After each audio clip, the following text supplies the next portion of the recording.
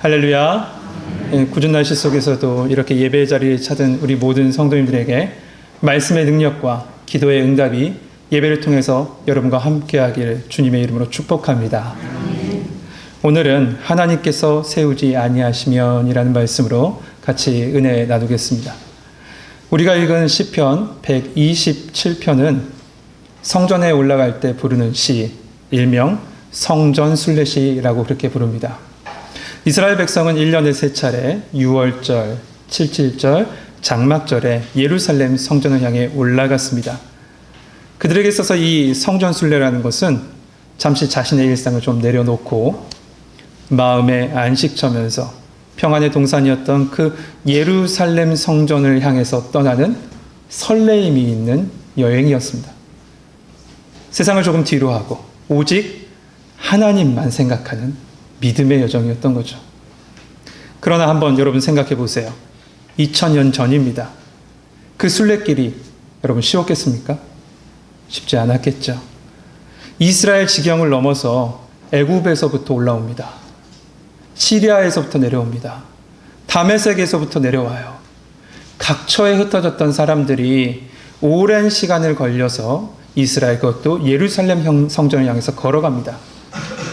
지금 이 시대야 쉽게 여행할 수 있지만 그 당시에는 걷기도 하고 뛰기도 했습니다. 비바람과 뜨거운 태양 그 모든 것을 다 견뎌내야 합니다.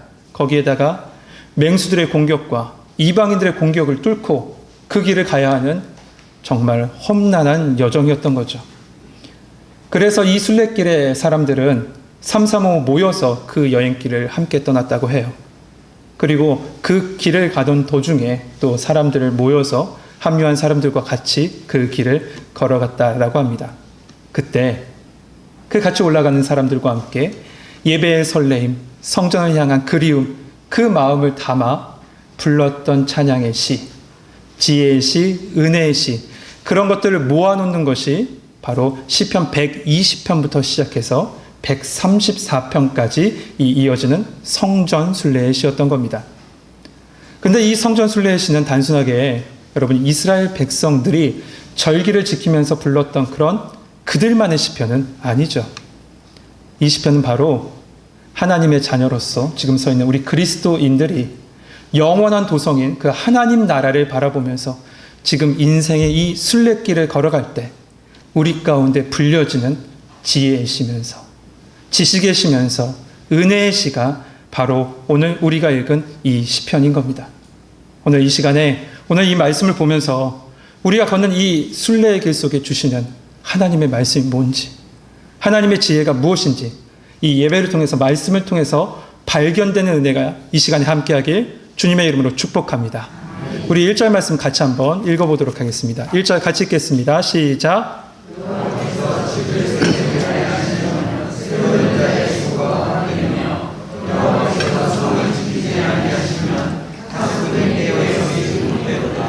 아멘. 오늘 1절 말씀 보니까 수고와 지킴이 헛되다라고 말씀합니다. 누구의 수고와 누구의 지킴이었습니까? 집을 세우는 자의 곧 건축자의 수고와 파수꾼, 다시 말해서 군인이죠. 그 군인의 지킴이 헛되답니다. 여러분 건축하는 이 건축자는 집을 짓는 노하우를 가진 사람입니다. 그래서 건축에 있어서는 두말할 것 없는 전문가죠. 그럼 군인은 어떻습니까? 군인도 마찬가지입니다. 훈련을 통해서 자신의 역할을 해낼 수 있도록 준비된 자가 바로 군인 파수꾼이에요. 적의 위협, 그 위협이 왔을 때 처음 발견하고 그것을 본부에 알리고 또한 최전선에서 적을 막아내는 역할을 할 수 있도록 준비된 자가 바로 파수꾼이에요. 그런데 그럼에도 불구하고 시편 기자는 그 모든 것이 뭐라고 말씀하냐면 헛되다라고 말씀합니다. 헛되대요. 그렇다면 이 시편을 쓴 사람이 누구에게 이렇게 얘기하는가? 오늘 이 시편 127편 표저에 보면 이 시편을 쓴 사람이 나와 있습니다. 누굽니까?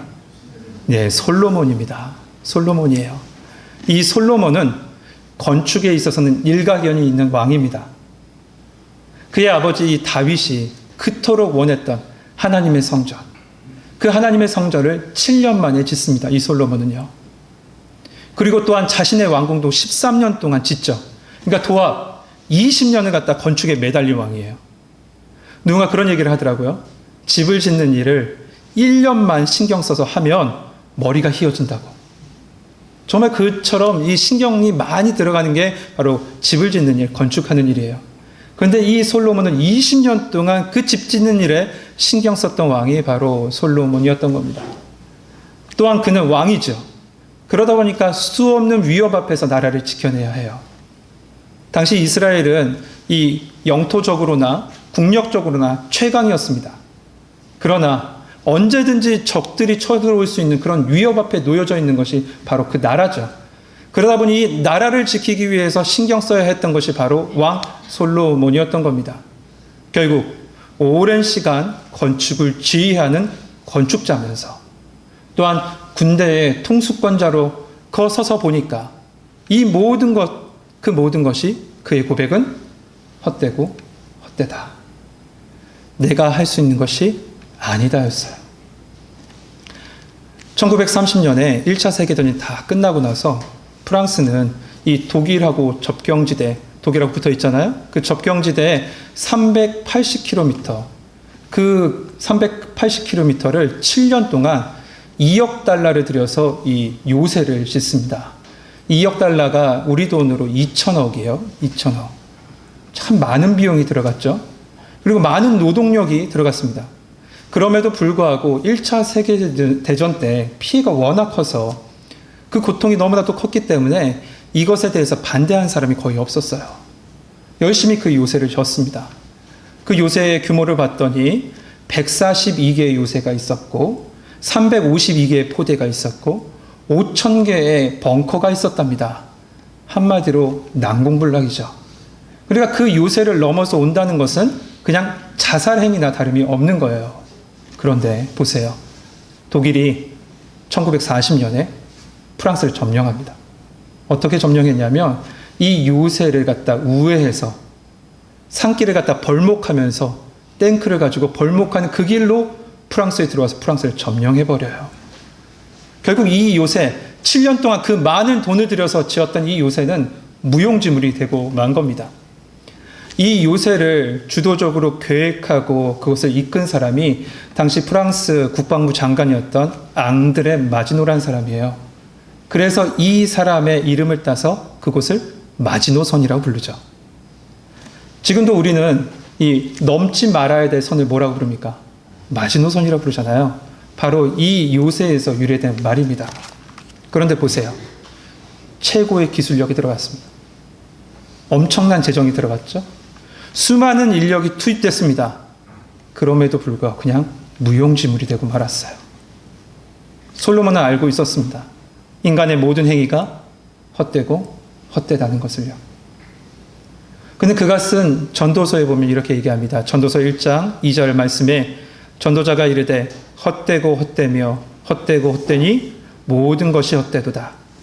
해 아래서 수고하는 모든 수고가 사람에게 무엇이 유익한가. 이 솔로몬은 9장 11절에서 좀 더 그 내용을 구체적으로 얘기합니다. 그 말씀 보면 내가 다시 해 아래서 보니 빠른 경주자들이라고 선착하는 것이 아니며 용사들이라고 전쟁에 승리하는 것이 아니며 지혜자들이라고 음식을 얻는 것이 아니며 명철한 자들이라고 재물을 얻는 것이 아니며 지식인들이라고 은총을 입는 것이 아니니. 내가 가지고 있다고, 내가 앞선다고, 내가 능력이 있다고 모든 것을 얻는 것이 아니라는 겁니다. 그러면서 전도자 이 솔로몬은 마지막 12장에서 다시 한번 얘기하죠. 헛되고 헛되도다. 모든 것이 헛되도다. 그런데 성도 여러분, 만약에 전도사가 이렇게 말씀을 끝냈다면 이 말씀은 허무주의나 혹은 이 염세주의 아니면 비관론의 책이라고 우리는 그렇게 부를 겁니다. 그런데 전도서는 그렇게 끝나지 않습니다. 이 전도자의 마지막 말은 이겁니다. 일의 결국을 다 들었으니 하나님을 경외하고 그의 명령들을 지킬지어다. 이것이 모든 사람의 본분이니라. 전도서의 결론은 헛됨이 아닙니다. 전도서의 결론은 하나님만 바라봐라요. 하나님께서 하셔야 된다는 겁니다. 솔로몬은 자신이 전문가로서 건축을 담당해 봤고, 자신이 전문가로서 군사를 이끄는 사람이 돼서 나라를 지켜봤는데, 내 힘으로 되는 것이 아니라 결국 하나님이 하셔야 된다는 거죠. 하나님이 살아주셔야 된다는 겁니다. 그런데 우리는 어때요? 우리는 어떻습니까? 내가 해냈다고 생각할 때가 얼마나 많아요. 내가 이 모든 것을 해냈다고 생각할 때가 얼마나 많습니까? 처음에는 하나님의 은혜라고 고백합니다. 그런데 후에는 내가 이뤘다고 해요. 겉으로는 하나님의 은혜라고 얘기해요. 근데 속으로는 내가 이거 뭐 다 해냈지, 이렇게 생각합니다. 다니엘을 보면 이 느부갓네살 왕이 나옵니다. 이 느부갓네살 왕은 다니엘 3장에 보니까 풀무불에 던져진 이 다니엘의 세 친구, 그 세 친구가 아무런 상함도 다침도 없는 것과 또한 그 속에서 신의 아들이라고 할 수 있는 예수 그리스도께서 그 자리에 임재하신 것을 보고 나서 하나님을 찬양해요. 살아계신 하나님을 찬양하면서 이렇게 얘기합니다.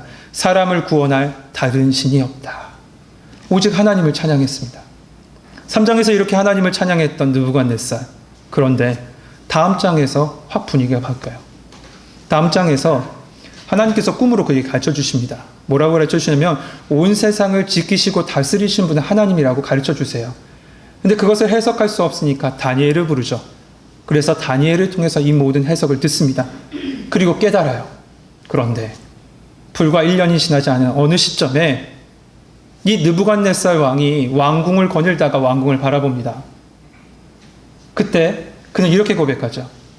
이 큰 바벨론은 내가 내 능력과 내 권세로 건설하고 나의 도성을 삼으며 나의 위엄과 나의 영광을 나타낸 것이 아니냐. 느부갓네살은 다 이렇게 얘기합니다. 내가 했다. 내 능력이다. 내 권세다. 내 도성이다. 내 위엄이다. 내 영광이다. 나만 얘기해요. 다 내가 했다는 겁니다.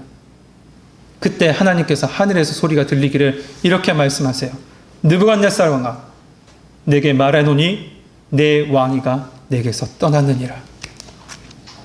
그러자 이 말씀이 들려지자 어떻게 됩니까? 이 느부갓네살 왕의 정신이 나가버려요. 그리고 7년 동안 짐승처럼 풀을 뜯어먹으며 손톱을 기르며 이 독수리에 머리 빠진 것 같이 그렇게 막 짐승처럼 7년을 보내게 됩니다. 그러다가 기한이 차서 하나님께서 그를 회복하셨는데, 그를 회복하셨을 때 그가 했던 말이 이겁니다. 다니엘 4장 37절에 보니까 나 느부갓네살은 하늘의 왕을 찬양하며 칭송하며 경배하노니 그의 일이 다 진실하고 그의 행하심이 의로우심으로 교만하게 행하는 자를 그가 능히 낮추심이라. 하나님의 행하심 앞에 본인이 낮아졌다는 거죠. 여러분, 예루살렘 성전을 향해서 지금 이 성전을 향해서 올라가는 이 순례객들, 그 사람들이 있습니다. 근데 그 사람들의 모습 속에서 이런 사람들도 있었다고 해요. 어떤 사람이냐면 자기의 행위를 자랑하는 사람들이에요. 내가 얼마나 멀리서 왔는지 아세요? 내가 저 끝에서부터 이렇게 힘들게 왔습니다. 내가 가진 거 다 뒤로 하고 고생하면서 지금 이 시간 구별했잖아요. 이렇게 얘기하면서 그 성전에 올라가는 사람들이 있었어요. 경건을 자랑하는 겁니다. 경건의 모양을 자랑 삼고 또한 이 금식을 내세우는 이 바리새인과 서기관의 모습으로 지금 이 성전에 올라가고 있던 거죠. 그랬을 때 한쪽에서 들려오는 시편의 찬양 소리가 있는 겁니다. 여호와께서 집을 세우지 아니하시며 세우는 자의 수고가 헛되며 여호와께서 성을 지키지 아니하시며 파수꾼의 경성함이 허사로다. 이 찬양이 들려지는 순간 그들은 모두 다시금 이렇게 깨닫게 되는 겁니다. 다 하나님의 은혜구나. 하나님의 은혜구나 라고 고백할 수밖에 없는 거죠. 남자들이 이야기하는 이 이야기 중에 가장 듣기 싫은 이야기가 뭐라고 하죠? 모르세요? 군대 얘기라고 하잖아요. 근데 이 군대 얘기를 자세히 한번 들어보면 다 군대에서 고생했다는 얘기만 합니다. 얼마나 고생했는지요.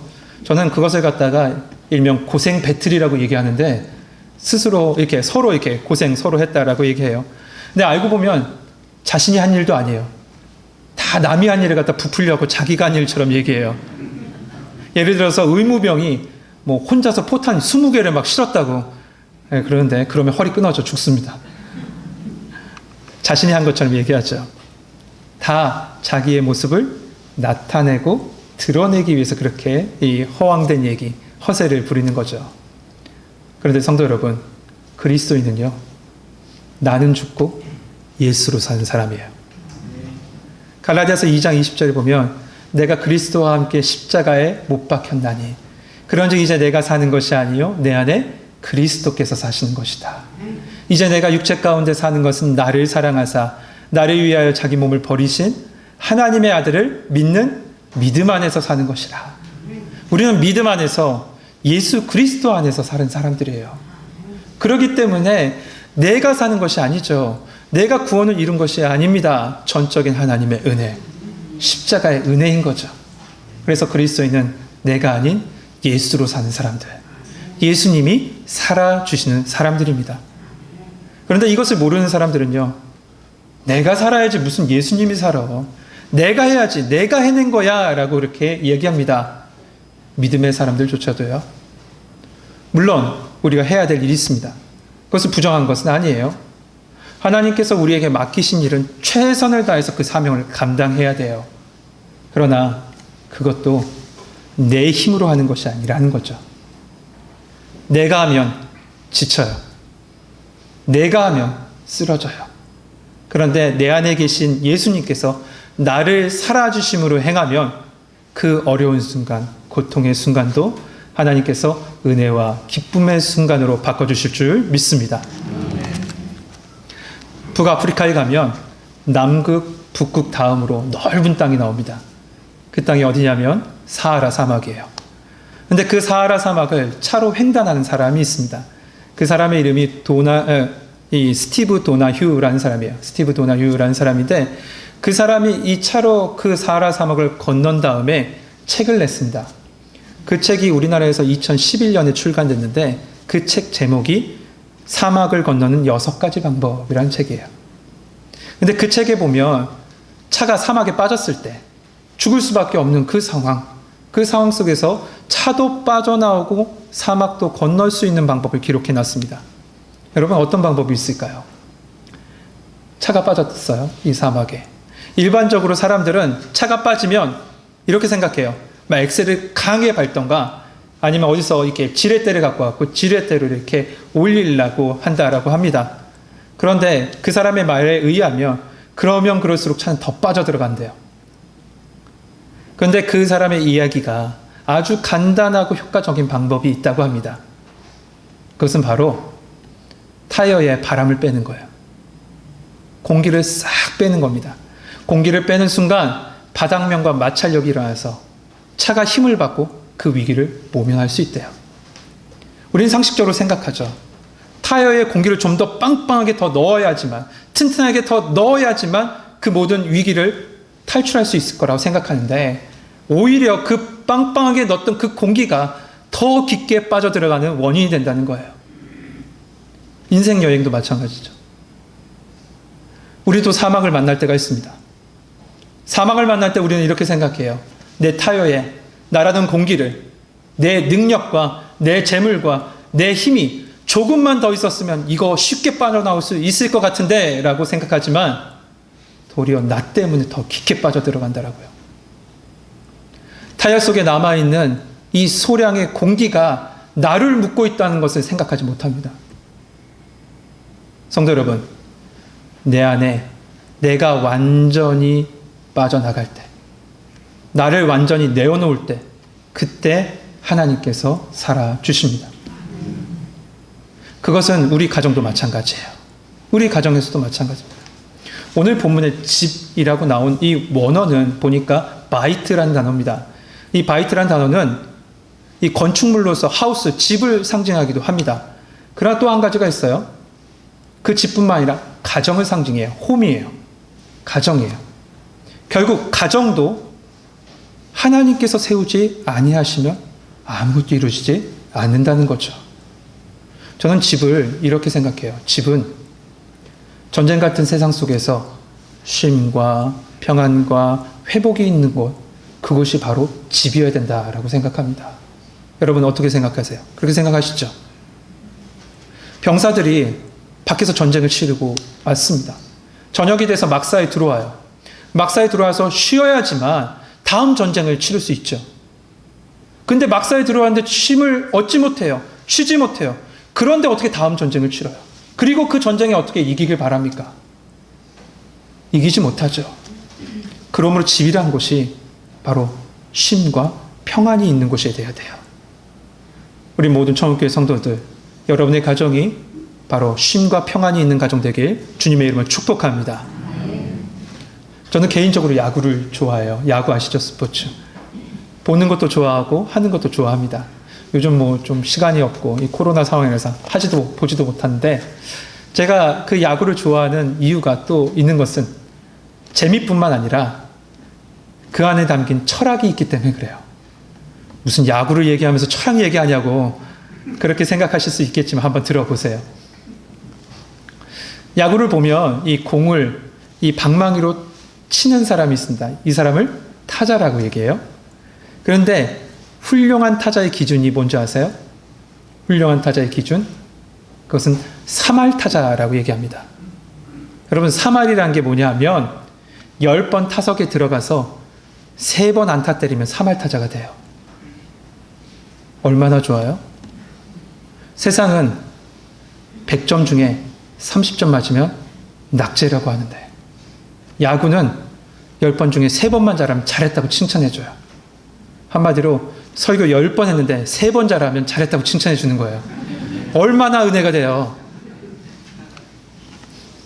그런데 저는 그보다도 더 깊게 생각하는 게 있어요. 그게 뭐냐면 이 야구장 내야 모양이 이 다이아몬드 모양으로 생겼습니다.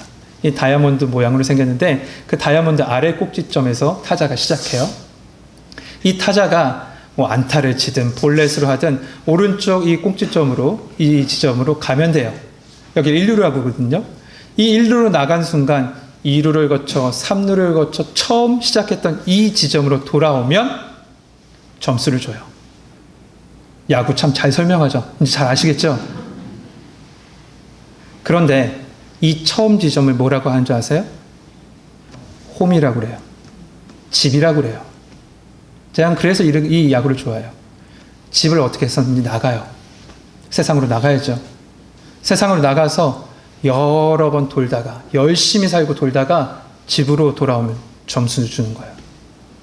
그래서 저는 야구를 좋아해요. 탕자처럼 방황할 수 있어요. 세상에 나가서 방황할 수 있어요. 그러나 돌아오기만 하면 회복이 주어져요. 그것이 바로 집인 거죠. 여러분의 가정이에요. 그런데 그 가정, 쉽게 여러분 그 가정을 세우는 것은 결코 쉽지 않잖아요. 그거 다 아시죠?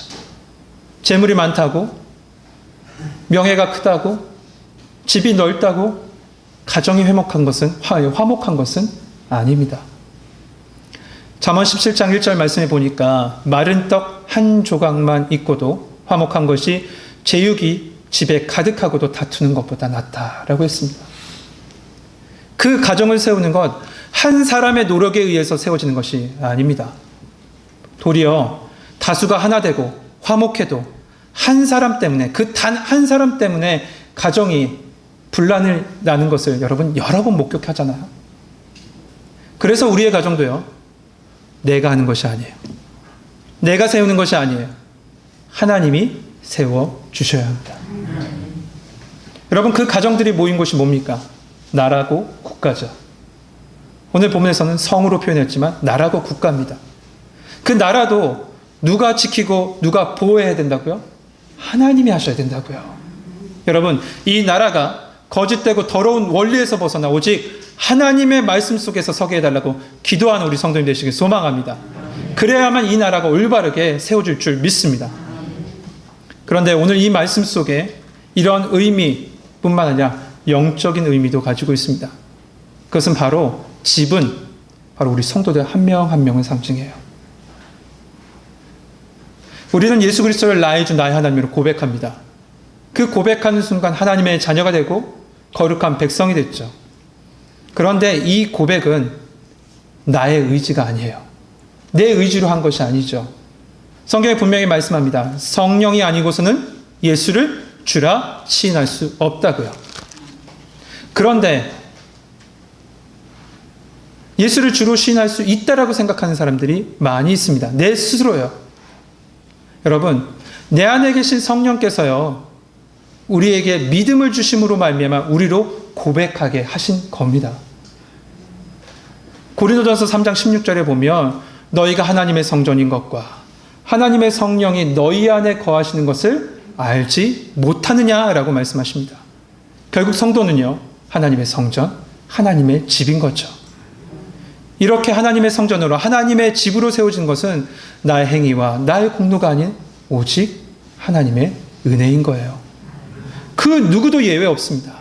다 십자가의 은혜, 복음의 은혜, 하나님의 선물인 믿음으로 말미암아 우리가 하나님의 집으로 세워진 겁니다. 그리고 가정이 모여서 나라와 국가를 이룬 것처럼 하나님의 집인 성도가 모인 곳이 어디입니까? 교회죠. 하나님 주의 공동체예요. 이 교회를 지키시는 것은 파수꾼 한 명의 일도 아니고 왕 한 명의 일이 아닙니다. 그가 지키는 것이 아니에요. 오직 하나님께서 세우시고 지키시는 거예요.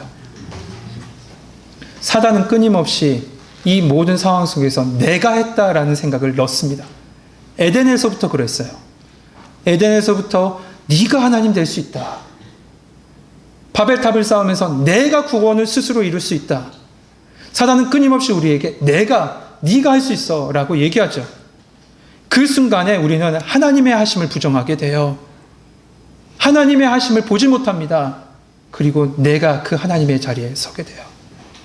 여러분, 우리 교회 하나님께서 세워주셨고 하나님께서 지금껏 인도해 주셨습니다. 주님 오시는 그날까지 마지막에 남는 노아의 방주가 될 수 있도록 여러분 기도해 주시길 바랍니다. 가정도, 국가도, 성도도, 그리고 교회도 하나님께서 세우십니다. 그런데 이 지금 시편 기자는 여기서 이 사람들의 생각하는 이 성공의 조건을 다시 한번 얘기하면서 자신의 노력만으로도 되지 않는다는 것을 2절에서 다시 한번 이야기합니다. 그 2절 말씀 한번 같이 한번 읽어볼까요? 2절 말씀 같이 읽겠습니다. 시작.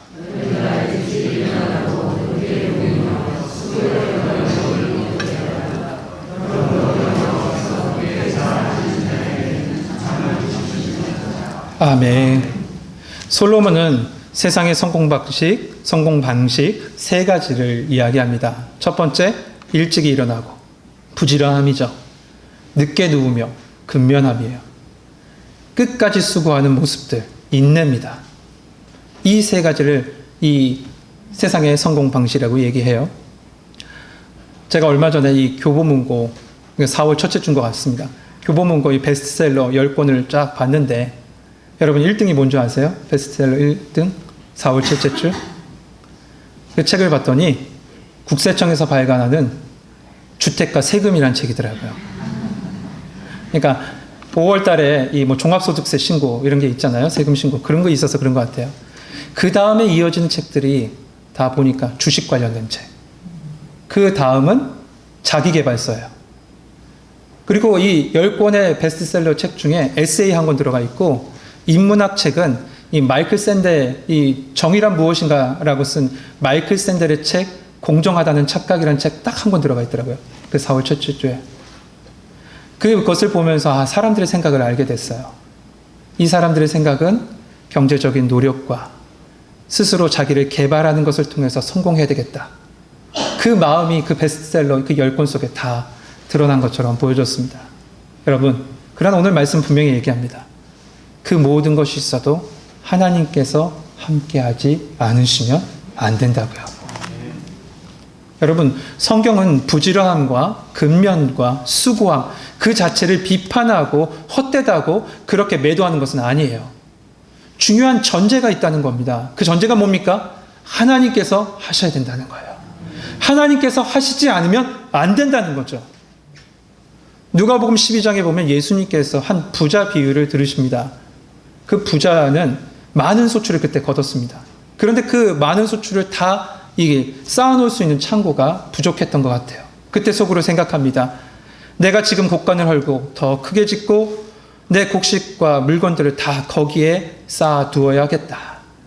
그러면서 이어서 얘기하죠. 내 영혼에게 말하기를 여러 해 동안 쓸 많은 물건을 쌓아두었으니 너는 마음을 놓고 먹고 마시고 즐겨라. 이 생각과 이 마음을 아셨던 하나님께서 이 부자에게 말씀하십니다. 어리석은 사람아, 오늘 밤에 내 영혼을 도로 찾으리니 그러면 내 준비한 것이 누구의 것이 되겠느냐. 그 부자는 자신의 재물이 자기의 가정을 세운다라고 그렇게 생각했습니다. 그러나 하나님께서는 그 부자에게 말씀하십니다. 어리석은 사람아, 어리석은 사람아. 결국 하나님께서 하시지 않으면 안 된다는 거예요. 그렇다면 하나님께서 살아주시고 하나님께서 함께 하신 자는 어떻게 됩니까? 2절 하반절에 보니까 그러므로 여호와께서 그의 사랑하는 자에게 무엇을 주신다고요? 잠을 주신다고요. 지금 사랑하는 자 안 계시죠? 우리에게 뭐 좋은 물질이나 지식이나 그런 걸 주시면 좋겠는데 말씀은 잠을 주신답니다. 이게 무슨 의미일까요? 이 부분을 잘 번역한 이 성경이 있습니다. 새 표준 성경에 보니까 이렇게 번역해 놨어요. 진실로 주님께서는 사랑하시는 사람에게 그가 잠자는 동안에도 복을 주신다. 잠자는 동안에도 복을 주신다는 거예요. 이 해석이 가장 원어에 맞는 해석입니다. 하나님이 없는 사람은요, 욕망과 두려움 때문에 아침부터 저녁까지 애쓰면서 일하죠. 그러다 보면 하나님께서 일하실 공간이 없어요. 그래서 잠을 이룰 수 없는 거죠. 자기 혼자 세우고 자기 혼자 지켜야 되는데. 그런데 하나님께서 그를 사랑하시고 그 또 하나님을 사랑하는 자, 사랑받는 사람의 삶은 어떻게 되냐? 하나님께서 세우신 공간이 있어요. 하나님께서 지키시는 여백이 있더라고요. 그래서 잠을 잘 수 있는 겁니다. 그때 하나님께서 일하시기 때문입니다. 우리의 인생, 우리의 가정, 우리 나라, 우리 교회, 지금껏 하나님께서 하셨습니다.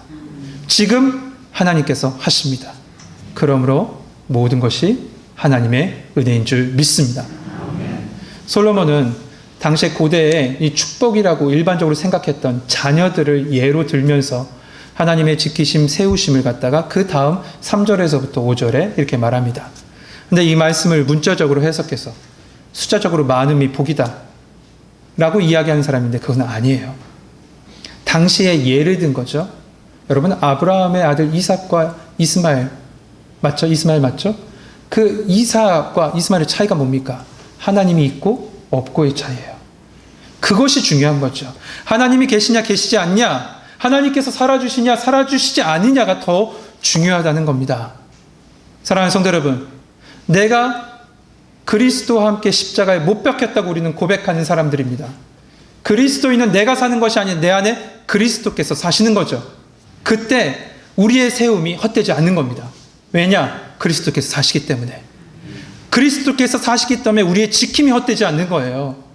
우리의 부지런함과 근면과 수고가 그리스도께서 함께 하시기 때문에 그 가운데 축복으로 채워진 줄 믿습니다. 이 시간 이 예배, 우리가 예배를 드리면서 하나님께서 하십니다, 하나님께 모든 것을 맡깁니다 하면서도 다시 내가 합니다 라고 하고 들고 다시 집으로 돌아가는 성도 없길 바랍니다. 여러분, 하나님께서 하시면 돼요. 오늘 하나님께서 하시면 됩니다. 이 믿음의 고백 속에 주님이 살아주시는 은혜가 여러분의 가정과 여러분의 삶 가운데 함께하길 주님의 이름으로 축복합니다. 기도하겠습니다. 은혜로우시고 사랑이 많으신 하나님, 지금껏 나로 살아왔습니다. 내가 해냈고 내가 모든 것을 일구었다라고 하지만 이 모든 것 다 하나님의 은혜인 줄 믿습니다. 아버지 하나님, 친정 하나님께서 하시는 믿음으로 고백하게 하여 주시고 그 고백 속에 감사가 있게 하여 주옵소서. 하나님이 하셨습니다. 하나님이 하십니다. 하나님의 은혜입니다. 이 믿음의 고백이 우리의 심령으로부터 흘러나오게 하여 주옵소서. 예수 그리스도의 이름으로 기도하옵나이다. 아멘.